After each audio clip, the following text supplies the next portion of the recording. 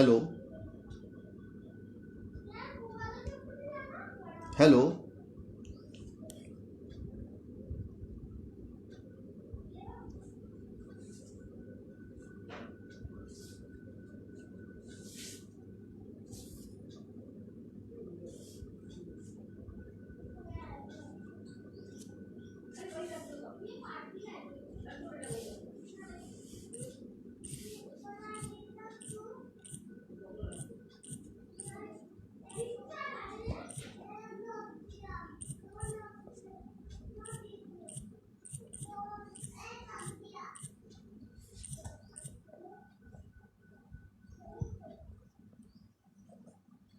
Hello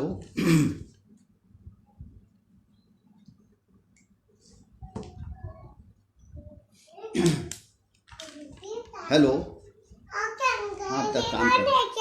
हाँ thank you. जाओ mummy को दिखाओ। चलो इधर बड़ा काम कर रहे हैं ना हम जरा। हाँ कुछ काम कर रहे हैं ना।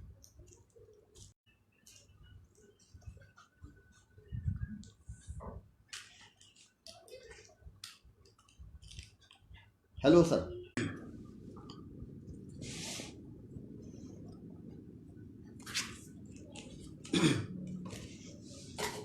तो सभी लोग सुन पा रहे हैं मुझे? आज के इस कैरियर वार्ता में आप सभी का हार्दिक हार्दिक स्वागत है। आपका अभिवादन, नमस्कार, गुड मॉर्निंग। आज इस लॉकडाउन के पीरियड में हम जो एक चर्चा आरंभ कर रहे हैं कैरियर को लेकर, मुझे पूरा विश्वास है कि इस कैरियर वार्ता का हम लोग निश्चित रूप से कहीं ना कहीं लाभ उठाएंगे। इस फेसबुक के माध्यम से, फेसबुक लाइव के माध्यम से हमें ये मौका मिला है। मैं डॉक्टर अतुल गुप्ता जी का बहुत बहुत आभारी हूँ कि उन्होंने इस लॉकडाउन पीरियड में इनके एक प्लेटफॉर्म उपलब्ध कराया। ऑनलाइन प्लेटफॉर्म के माध्यम से आप सब लोगों से मैं आज रूबरू हूँ।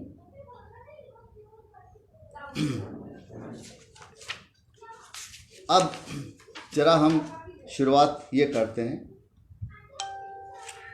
हम सब इस बात से सहमत होंगे कि हमारा वर्तमान, हम जो भी हैं, वो हमारे अतीत में लिए गए निर्णय विकल्पों के चुनाव पर के परिणाम के अनुसार है, परिणाम पर है। और हमारा भविष्य भी इस बात से निर्भर करेगा कि हम किन विकल्पों का चुनाव करते हैं, क्या हमारा निर्णय होता है भविष्य को लेकर। यही कैरियर प्लानिंग है। हम छोटी छोटी जर्नी की प्लानिंग बड़ी डिटेल्ड वे में करते हैं, टाइम टेबल निकालते हैं, गाड़ियों की यात्रा की जर्नी करते हैं, सामान की तैयारी करते हैं।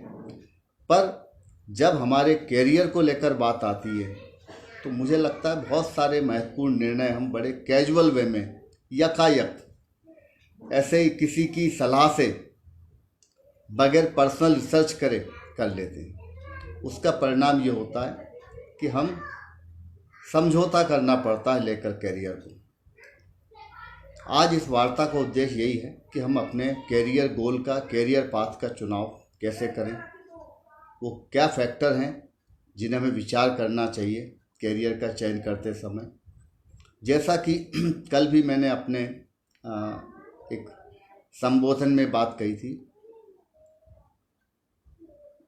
आज से कुछ साल पहले तक कैरियर का चुनाव, विषय का चुनाव, पाठ्यक्रम का चुनाव, संस्थाओं का चयन उतनी जटिल नहीं होता था।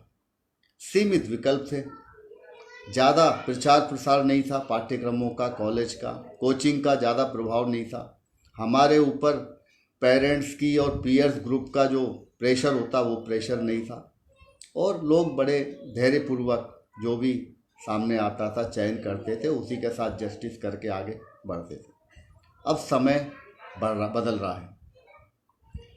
अब पाठ्यक्रमों की भीड़ है, कॉलेजों की भीड़ है। कॉलेज अपने पाठ्यक्रमों का, अपने कोचिंग संस्थान तरह तरह से प्रचार प्रसार करके लोगों को आकर्षित कर रहे हैं, लुभा रहे हैं। इवन एजेंट्स रख छोड़े हैं एडमिशन्स के लिए, जो काउंसलिंग के नाम पे उनको एडमिशन लेने की सलाह देते हैं। ऐसी स्थिति में निर्णय लेना थोड़ा सा बहुत मुश्किल हो जाता है, जटिल हो जाता है। कैसे करें कॉलेज का चयन, कैसे करें पाठ्यक्रम का चयन, ये एक महत्वपूर्ण प्रश्न है जो हमारे आने वाले समय में इस बात पर निर्भर करेगी कि भविष्य में हमारी जो क्या हम अपने चयन से संतुष्ट होंगे, क्या अपने करियर निर्माण से हम संतुष्ट होंगे, अथवा हमें कई प्रकार की हताशा, फ्रस्ट्रेशन, वेस्टेज ऑफ टाइम और ऐसा लगेगा कि हम कहीं ना कहीं कंप्रोमाइज़ कर रहे हैं। मैं कई लोगों से मिला हूँ जो अपने करियर के अंतिम पड़ाव पर रिटायरमेंट के समय भी अपने चयन से संतुष्ट नहीं होते हैं। तो थोड़ा सा हम सावधानी बरतें अपने करियर चयन को लेकर। ये हमारी आज की एक इस वार्ता का एक थीम है, इस पर हम चर्चा करेंगे। और हमारे अब वर्तमान में हम करियर का जो चयन करते हैं, सामान्यतः हम धारणाओं पर आधारित लोग, ओपिनियन बेस्ड हमारे निर्णय होते हैं। किसी ने कह दिया कंप्यूटर साइंस ब्रांच अच्छी है, कंप्यूटर साइंस में पैकेज अच्छा है, तो हमें वो पैकेज जम जाता है। हम रैशनल तरीके से, लॉजिकल वे में नहीं सोचते कि क्या एक कॉलेज में एक ही पाठ्यक्रम अटेंड करने से सारे लोग उस पैकेज को प्राप्त कर लेंगे। किसी कोचिंग संस्थान में अटेंड कर लेने से क्या कोचिंग संस्थान सफलता की गारंटी ले लेता है? पर नहीं, ये भी हमारी एक मन में धारणा बनी हुई है कि कोई कोचिंग संस्थान हमें सुनिश्चित गारंटी उपलब्ध करा देगा, क्योंकि उस संस्थान का प्रचार प्रसार विज्ञापन यह कहता है कि उसके यहाँ से ज़्यादा से ज़्यादा सिलेक्शन होते हैं। तो हमने भी मान लिया कि, पर क्या वो कोचिंग संस्थान किसी एवरेज छात्र को भी सिलेक्शन करा देगा क्या? तो ये हमारी एक धारणा रहती है। इसके अलावा और भी हमारे मन में कई धारणाएं बनी हुई हैं, जिसे हम मिथक बोल सकते हैं, मिथ बोल सकते हैं। इनको दुरुस्त करना भी बहुत ज़रूरी है। ऐसी एक धारणा हमारी भाषा के मीडियम को लेकर है। हिंदी मीडियम वाले छात्रों से जब भी मैं चर्चा करता हूँ तो कहीं ना कहीं वो लोग एक नकारात्मक, एक हीन भावना से ग्रसित रहते हैं।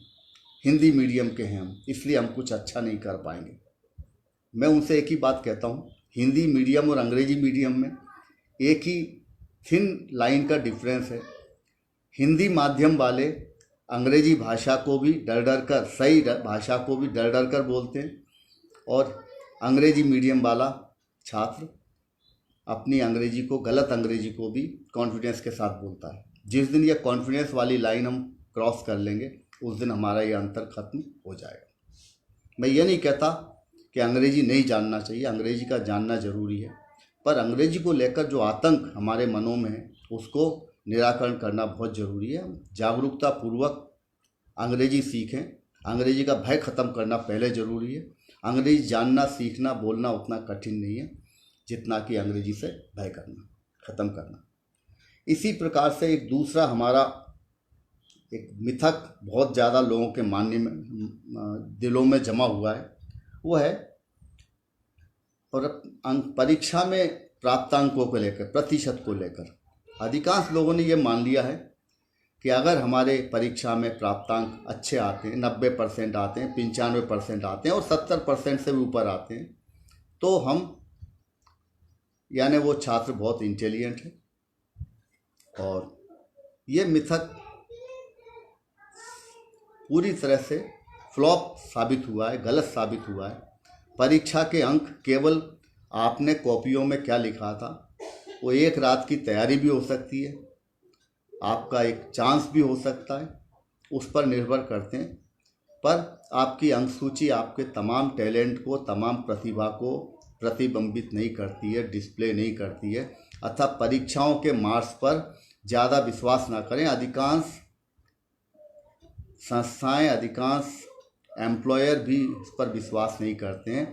अधिकांश संस्थाएं विश्वास नहीं करती हैं, इसीलिए चयन के लिए उन्होंने कोई ना कोई प्रतियोगी परीक्षा का आयोजन करती हैं। अगर ये हमारी एग्ज़ाम, बोर्ड एग्ज़ाम या यूनिवर्सिटी एग्ज़ाम ही अगर रियलिस्टिक होते, वास्तविक होते, तो फिर दूसरी परीक्षाओं का आयोजन की ज़रूरत नहीं पड़ती। एक और मैं चर्चा यहाँ करना चाहूँगा, वो है हमारे मन में असफलताओं को लेकर बड़ा आतंक है। हम फियर ऑफ फेल्योर से इतने ग्रसित रहते हैं कि कई बार हम अपने आप को परीक्षा में शामिल करे बगैर ही असफल घोषित कर लेते हैं और कहते हैं ये तो कर ही नहीं पाऊंगा, यह तो संभव ही नहीं है, मैं तो इसके लायक ही नहीं हूँ। और ये आतंक हमारे यहाँ बहुत शुरू से ही, छोटी कक्षाओं से ही आरंभ होता है।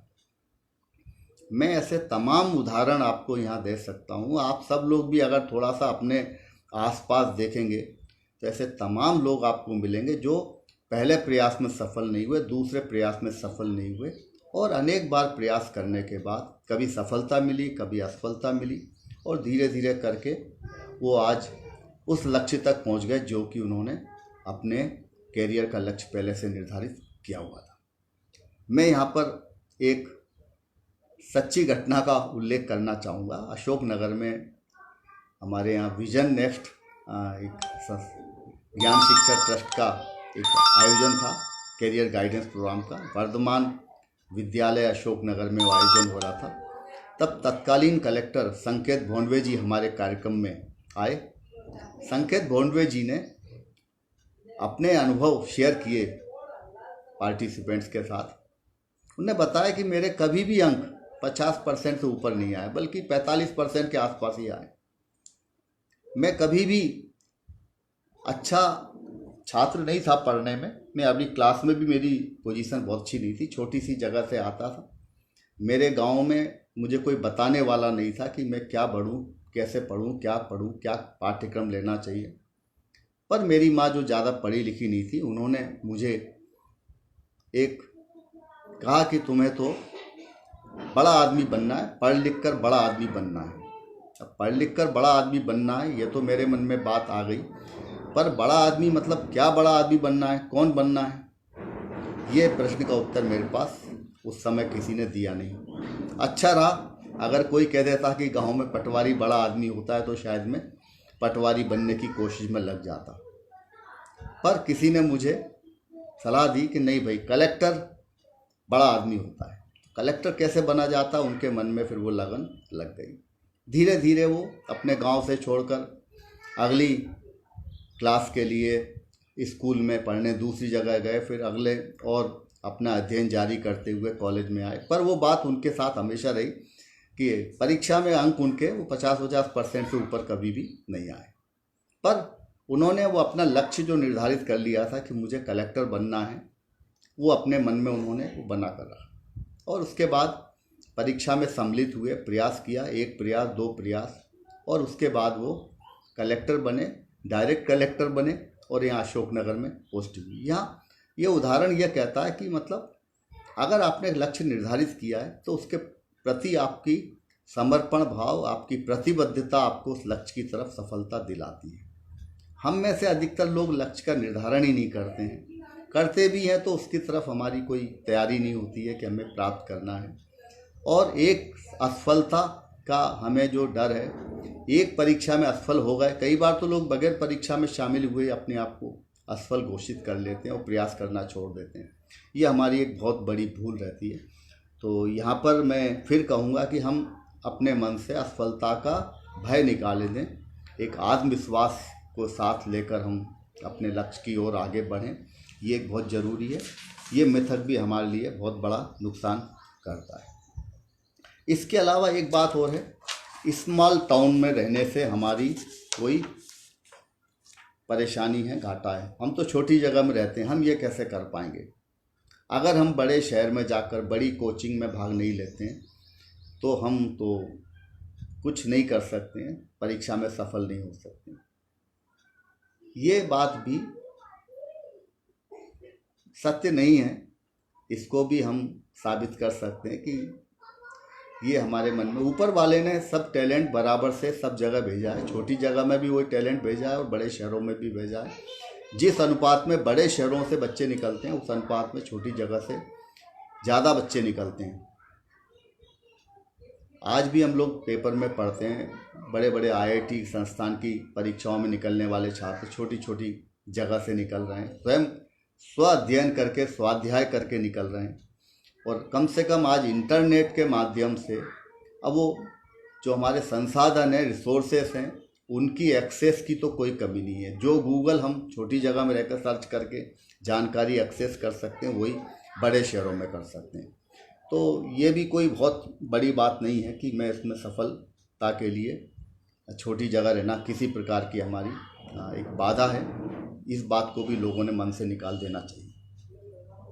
इसके अलावा अक्सर मैंने लोगों को चर्चा के दौरान सुना है, ये तो मुझसे होगा ही नहीं, ये मैं नहीं कर सकता, मैं इसके लिए नहीं बना हूँ। इस तरह के नकारात्मक जो हमारे स्टेटमेंट हैं वो भी हमारे लिए बहुत बड़ी बाधा होते हैं। इन प्रकार के निगेटिव को भूल से भी प्रयास ना करें, ना ही हमने ये लेबल दूसरों के लिए उपयोग करें। हमारी अक्सर आदत है कि हम जजमेंट पास करने में बड़े चैंपियन हैं। हम अकेले ही नहीं, हमारे पीयर्स, हमारे मित्र, हमारे टीचर्स, हमारे पेरेंट्स बहुत आसानी से निगेटिव लेबल हम पर लगा देते हैं, और ये निगेटिव लेबल हम उनको हमारे सबकॉन्शियस माइंड में स्वीकार भी कर लेते हैं, एक्सेप्ट भी कर लेते हैं। हम क्यों ना लोगों को पॉजिटिव रिमार्क दें, और हम पॉजिटिव उसी बरतते हैं, पर निगेटिव रिमार्क हम बड़ी उदारता के साथ देते हैं। मैं यहाँ आगाह कर रहा हूँ, सब अपने स्वयं को भी इस बात के लिए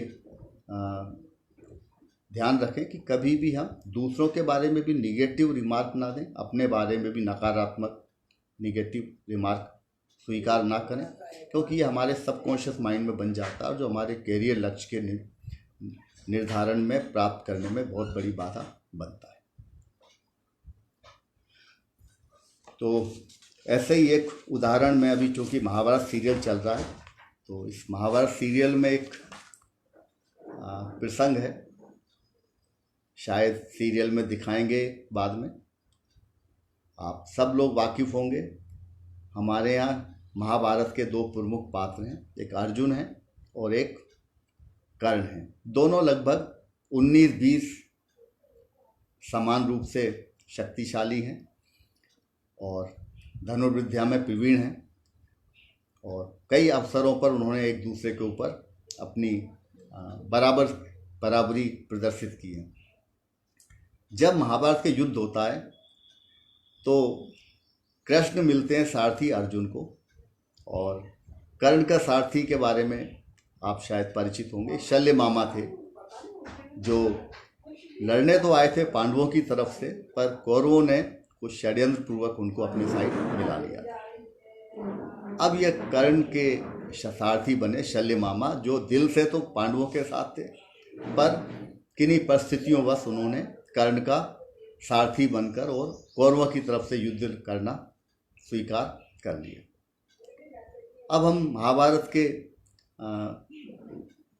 प्रसंग में देखते हैं कि अर्जुन का प्रथम दिन है, लड़ाई के दिन, और वो लड़ने से बिल्कुल एकदम लड़ाई लड़ने के पहले ही पराजित महसूस कर रहा है। उसके हाथ कांप रहे हैं, वो कह रहा मैं धनुष नहीं उठा सकता, मैं अपने लोगों के विरुद्ध लड़ाई नहीं लड़ सकता हूँ।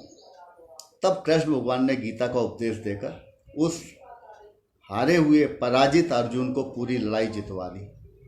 वहीं दूसरी ओर कर्ण, जो शक्ति में, प्रशिक्षण में, योग्यता में अर्जुन से कहीं कम नहीं था, पर शल्य उसको बार बार नकारात्मक डिमोटिवेट करना, उसको कई प्रकार से उनको हतोत्साहित करना, अर्जुन की तुलना में वो कुछ नहीं है, निगेटिव रिमार्क करके उसको इस प्रकार से उस महाभारत की लड़ाई में कर्ण सक्षम होते हुए भी हार गया। और अर्जुन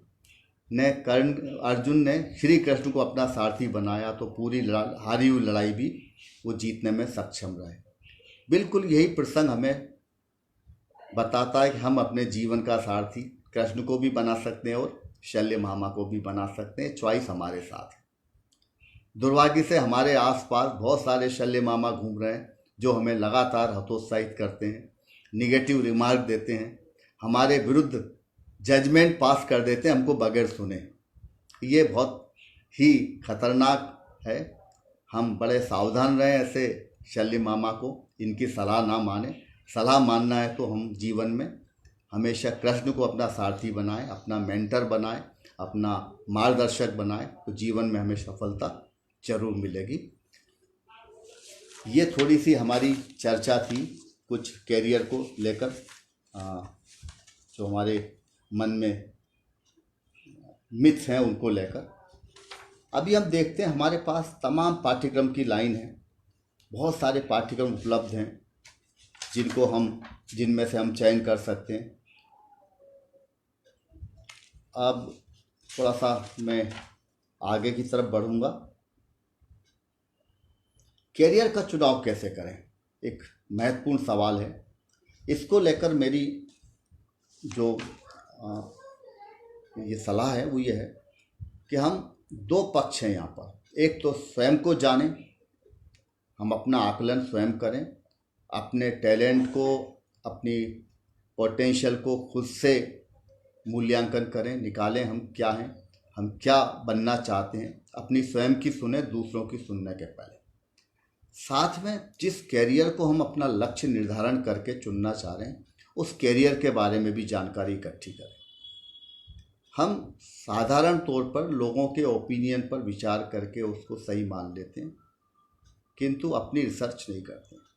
यहाँ पर मेरा ये मानना है कि थोड़ा सा हम खुद से रिसर्च करें, खुद को इन्वॉल्व करें, जानकारी तथ्यों को इकट्ठा करें,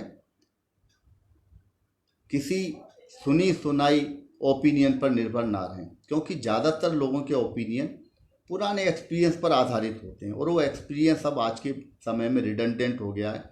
जो पहले का समय था वो अब वैसा नहीं है, आने वाला समय भी वर्तमान से अलग होगा। तो इसको थोड़ा सा लेकर हम जो प्रिडिक्ट कर रहे हैं उसको थोड़ा सा रिसर्च करना चाहिए।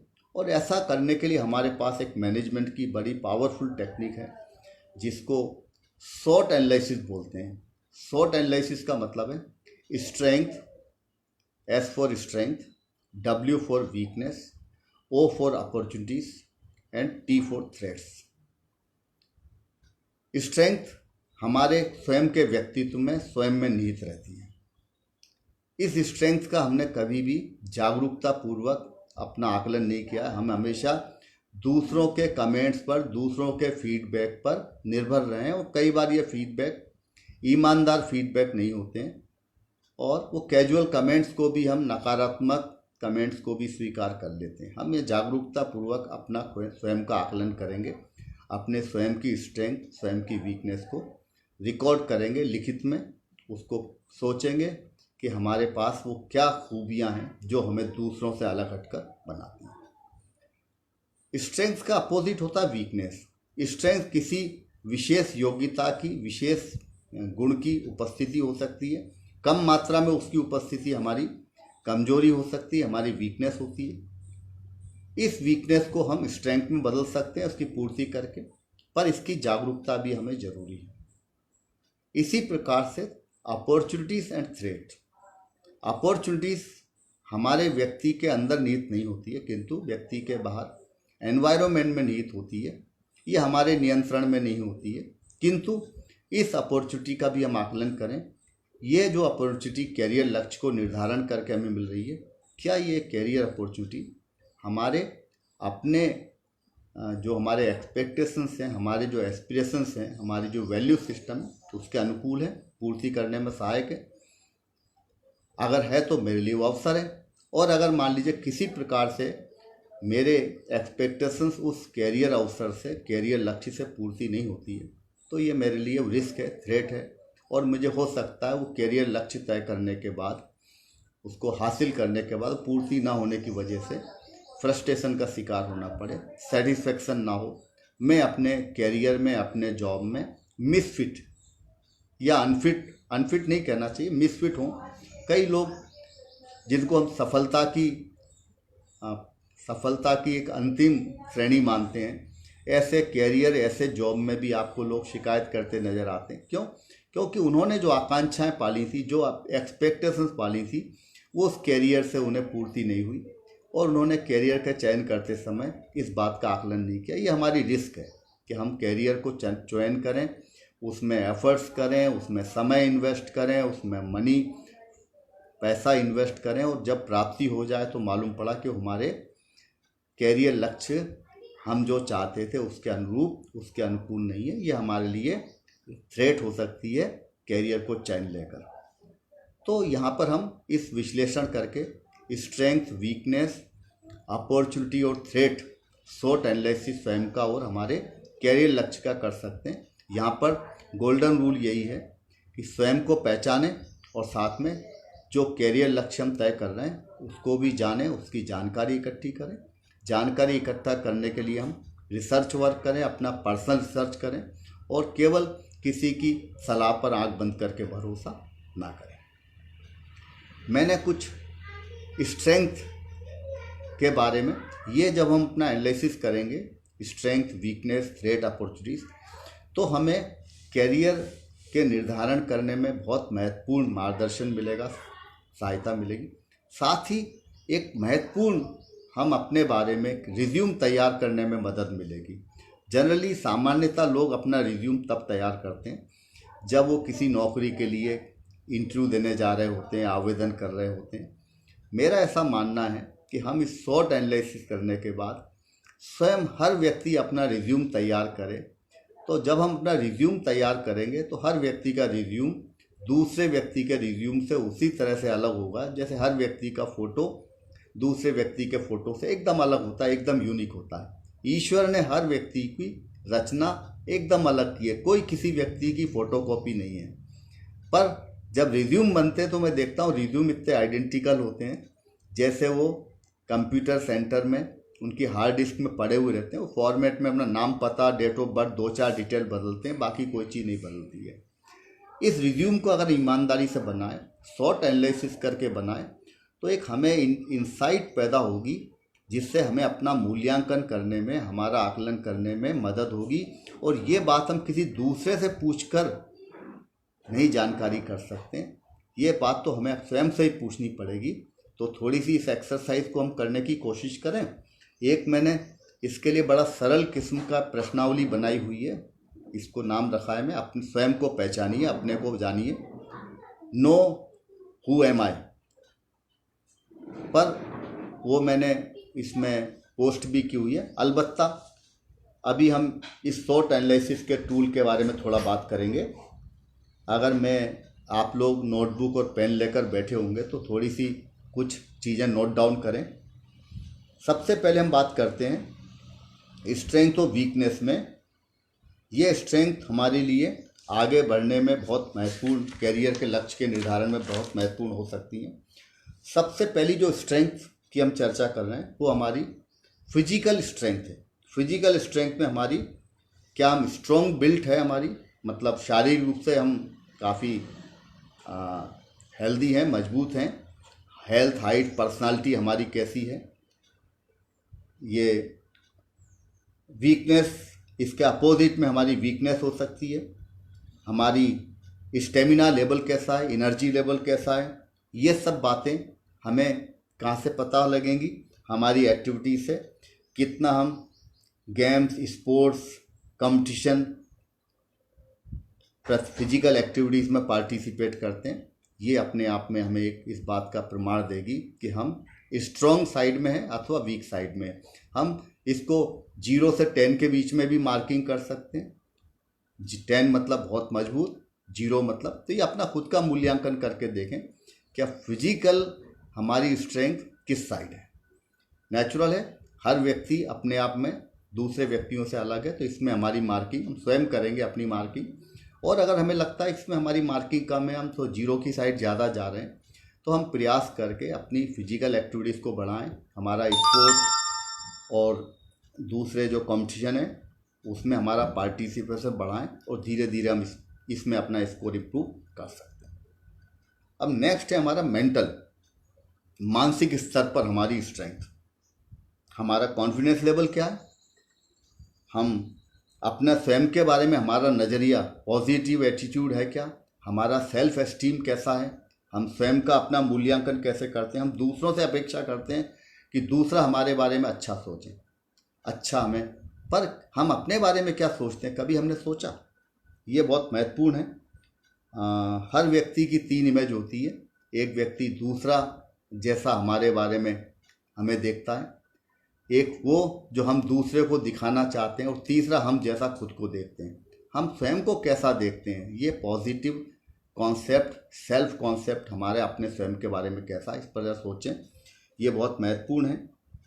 और ये हमें हमारे मित्रों से, हमारे पीयर से, हमारे टीचर से जो फीडबैक मिलता है, वो ईमानदारी से फीडबैक, उस ईमानदार फीडबैक को हम रिकॉर्ड करेंगे, और इस रिकॉर्ड के आधार पर हम देखेंगे कि हमारा मूल्यांकन फिर 0 से 10 के स्केल पर किस साइड है, पॉजिटिव 10, निगेटिव 0। तो निश्चित है हम या तो 10 की साइड होंगे अथवा 0 की साइड होंगे। और अगर हमारी इसमें मार्किंग, इसमें स्कोरिंग कम है, तो हम जागरूकता पूर्वक देखेंगे कि हमारा इसमें स्कोर क्यों है और इसमें हम कैसे इम्प्रूव कर सकते हैं। तो ये हमारा एक मेंटल हमारा एक स्टेट हो गई। इसके अलावा तीसरा जो पहलू है वो हमारी स्किल्स को लेकर है। स्किल्स मतलब वो कौशल जो प्रैक्टिस से हासिल किया जाता है और प्रैक्टिस से इम्प्रूव किया जाता है। और इसका जो एविडेंस है, इसका जो प्रमाण है, जितना हम कॉन्फिडेंस लेवल हमारा अच्छा होगा उस काम को करने में। जब हम किसी काम को सीखते हैं तो शुरुआत में हमारा कॉन्फिडेंस लेवल उतना अच्छा नहीं होता। जैसे मान लीजिए अगर हमने बाइक चलाना सीखी या गाड़ी चलाना सीखी, तो शुरू में हम लोग डर डर के चलाएंगे, इंस्ट्रक्शंस को फॉलो करेंगे, कॉन्फिडेंस लेवल हमारा अच्छा नहीं होगा। पर जब हम स्किल को उसके ऊपर के लेवल में जब हासिल कर लेते हैं, तब हम बड़े नेचुरल वे में गाड़ी चलाते हैं। आपने देखा होगा बाज़ार में, ट्रैफिक में भी हम गाड़ी चलाते हैं बगैर किसी फियर के। और ये स्किल हासिल करने की सबसे 10 नंबर वाली श्रेणी है।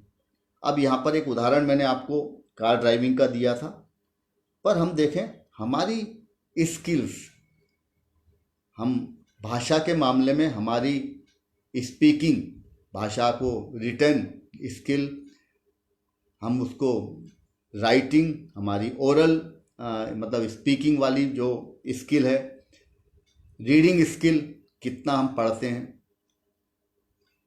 ये सब चीज़ों का जरा आकलन करके देखें कौन सी भाषा जानते हैं और भाषा में हमारी जो राइटिंग स्किल है वो कितनी है, हमारी बोलने की ओरल कम्युनिकेशन की स्किल का स्तर क्या है।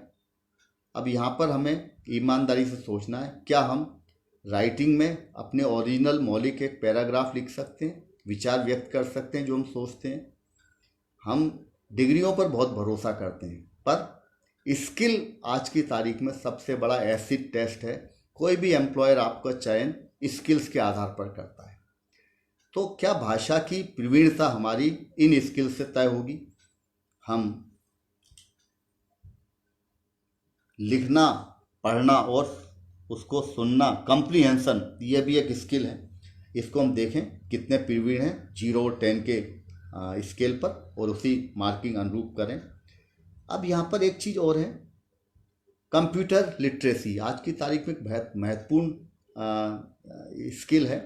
कंप्यूटर लिटरेसी, कंप्यूटर साक्षरता।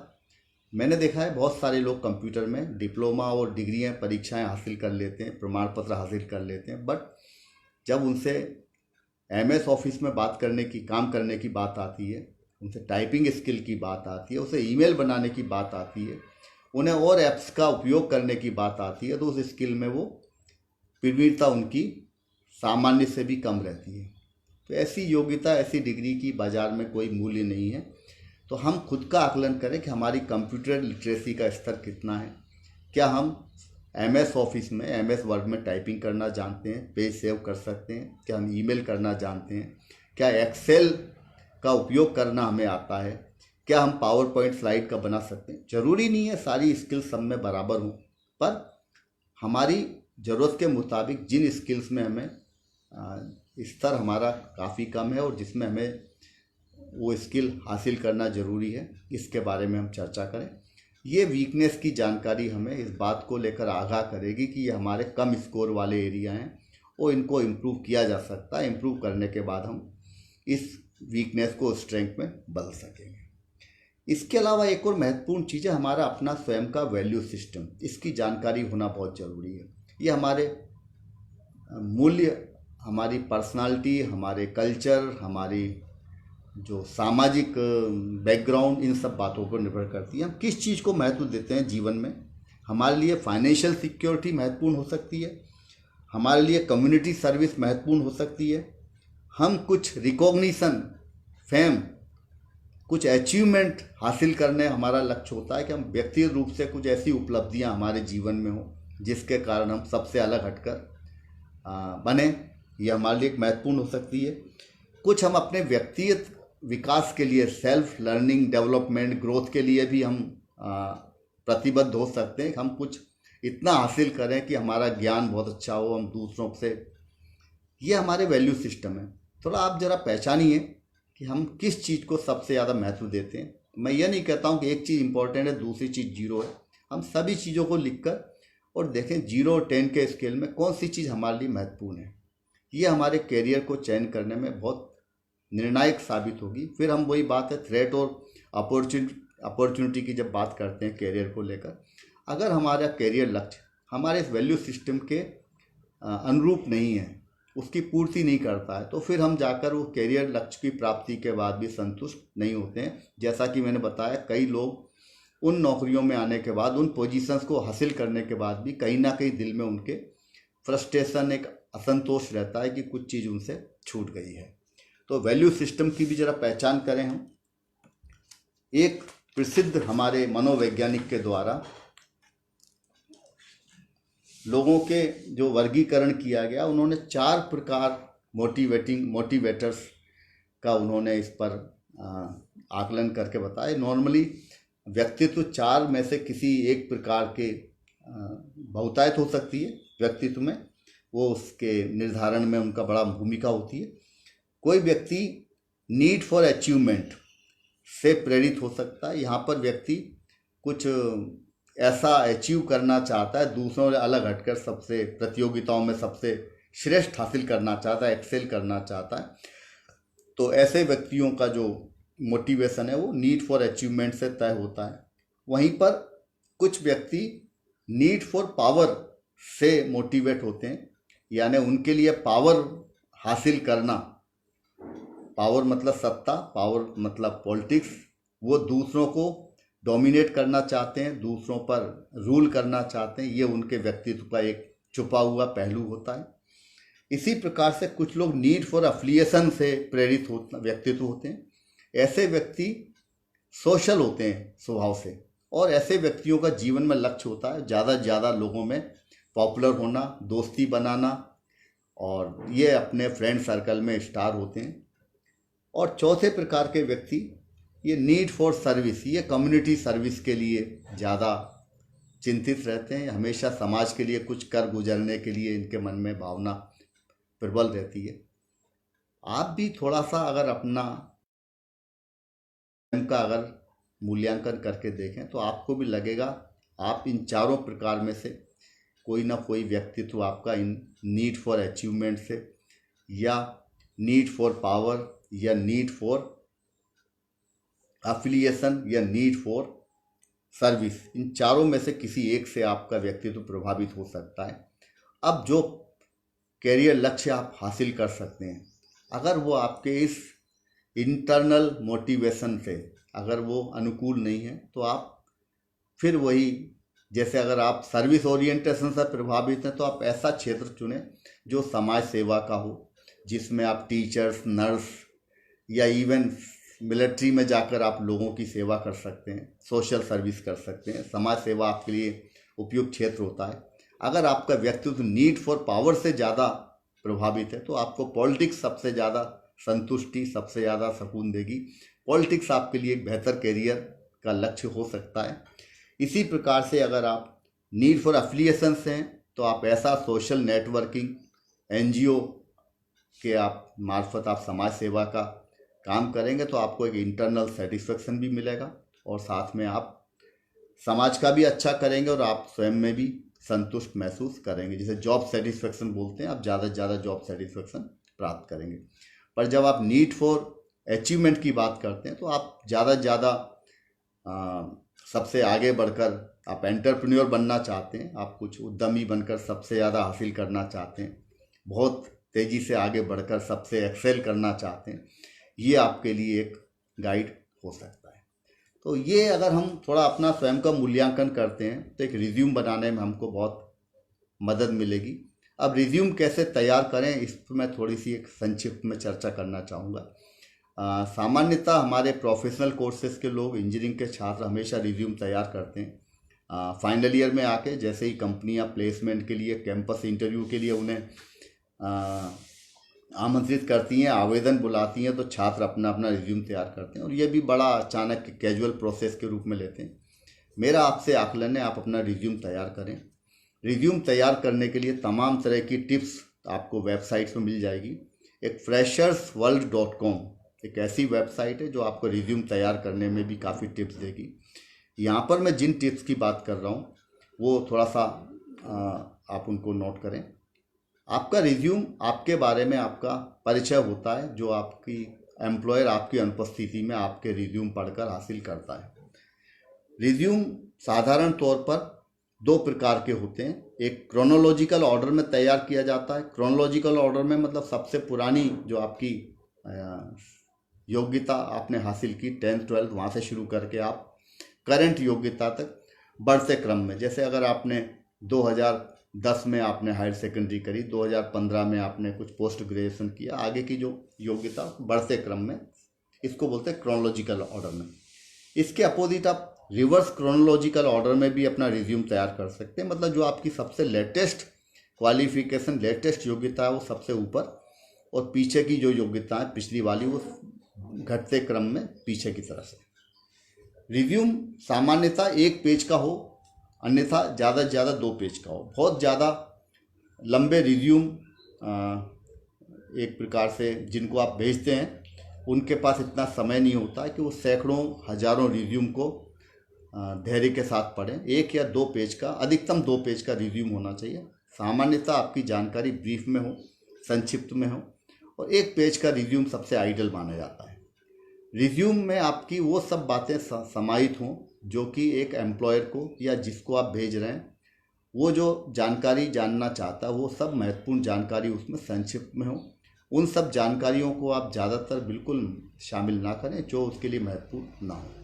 जैसी ज़रूरत उसके मुताबिक आप अपने रिज्यूम को चेंज कर सकते हैं। रिज्यूम में बहुत ज़्यादा फॉन्ट में बदलाव, कहीं इटालिक्स, कहीं बोल्ड, कहीं बड़ा कैपिटल साइज, उन सब का उपयोग ना करें। रिज्यूम में एक ही साइज़ के फ़ॉन्ट का इस्तेमाल करें। जो फ़ॉन्ट साइज़ 12 है वो सबसे ज़्यादा मान्य फ़ॉन्ट है।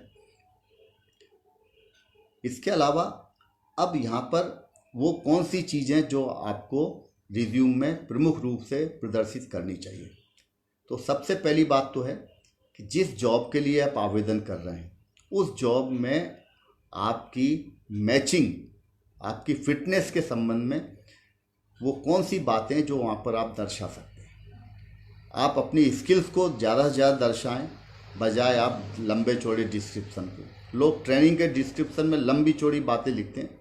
आप ये लिखिए आप उस कंपनी के लिए, उस एम्प्लॉयर के लिए किस प्रकार से उपयोगी साबित हो सकते हैं फॉर दैट पोजीशन जिसके लिए आप आवेदन कर रहे हैं। तो आप योग्यता का वर्णन करें, आप क्या कर सकते हैं, क्या सीखा है आपने, वो कैसे उपयोगी हो सकता है। डिग्रियों की संख्या आपकी योग्यता तय नहीं करती है, बट आप क्या कर सकते हैं वो आप उसको ज़रूर लिखें। अगर आपने ट्रेनिंग प्राप्त की है तो किस प्रकार की ट्रेनिंग प्राप्त की है, किस एनवायरनमेंट में, किस वातावरण में, किन मशीन्स के ऊपर, किस लैंग्वेज के ऊपर आपने योग्यता हासिल की है, उसका उल्लेख करें।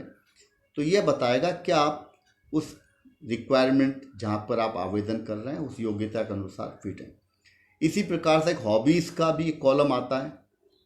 हॉबीज़ का कॉलम लोग, कोई कहता है मैं गार्डनिंग में इंटरेस्टेड हूँ, कोई कहता है मैं music, listening music is my hobby, कोई कहता है साहब मैं कमेंट्री सुनता हूँ। आप थोड़ा सा इसको विचार करें कि आपकी ये म्यूज़िक सुनने की हॉबी या आपकी ये गार्डनिंग की हॉबी या आपकी क्रिकेट की कमेंट्री सुनने की हॉबी एम्प्लॉयर के किस इंटरेस्ट की है, उसे एम्प्लॉयर को क्या फ़ायदा है। हाँ, अगर आपकी हॉबी, अगर आप लिखते हैं कि मैं लिटरेरी गतिविधियों में भाग लेता रहा हूँ, और न केवल मैंने लिटरेरी गतिविधियों में भाग लिया है, साहित्यिक गतिविधियों में, पर मैंने डिबेट कॉम्पिटिशन में भाग लिया है, मैंने ऐसे राइटिंग कॉम्पिटिशन में भाग लिया, और किसी विश्वविद्यालय स्तर पर, जिला स्तर पर या किसी प्रतियोगिता में भाग लेकर कोई विशेष स्थान हासिल किया है।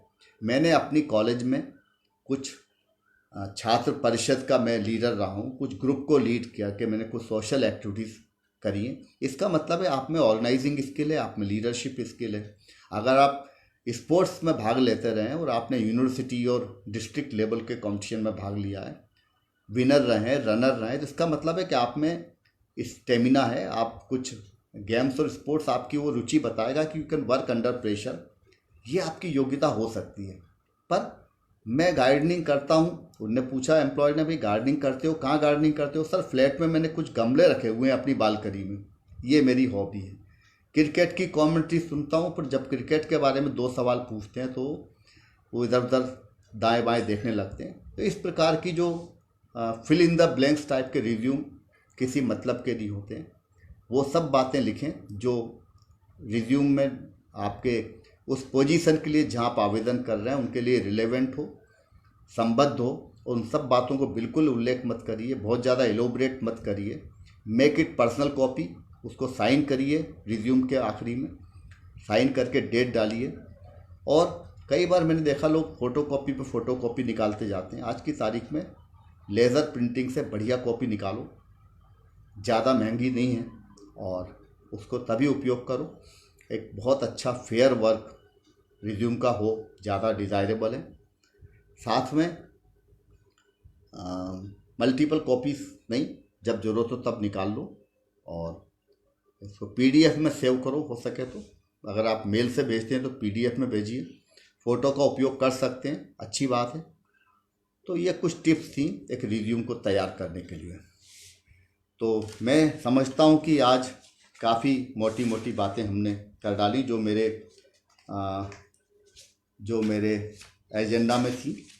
और अब आप लोगों को ये कार्यक्रम कैसा लगा, कैरियर वार्ता कैसी लगी, आप अपना फीडबैक ज़रूर दें। अगली बार हम मिलेंगे तब हम आपके इस क्वेरीज़ को, इस जिज्ञासा को, इन बातों को लेकर कि हम वो तय करेगा कि हम क्या अपने टॉपिक्स तय करें।